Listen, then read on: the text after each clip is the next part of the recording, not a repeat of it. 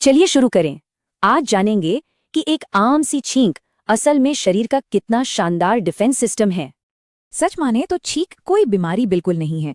ये तो शरीर का अपना जबरदस्त इनबिल्ट सिक्योरिटी अलार्म है। अब सवाल है, ये अलार्म बजता कब है? भाई जब धूल, धुआं, तेज महक या छोटे कीटाणु हमला करें। तो जैसे ही ये कण अंदर घुसते हैं, नाक तुरंत भांप लेती है कि बॉस कुछ तो गड़बड़ है। जरा सोचिए, नाक जैसे घर का दरवाजा हो और ये कीटाणु एकदम बिन बुलाए अनचाहे मेहमान की तरह।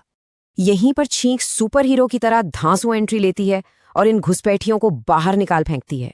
खैर, ये काम कैसे करता है? पहले एक गहरी सांस और फिर एकदम अचानक पूरी ताकत से हवा बाहर।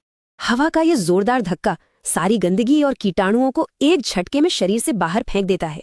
ये ऑटोमेटिक क्लीनिंग सिस्टम हमारे शरीर को हमेशा एकदम साफ और पूरी तरह सुरक्षित रखने का काम करता है।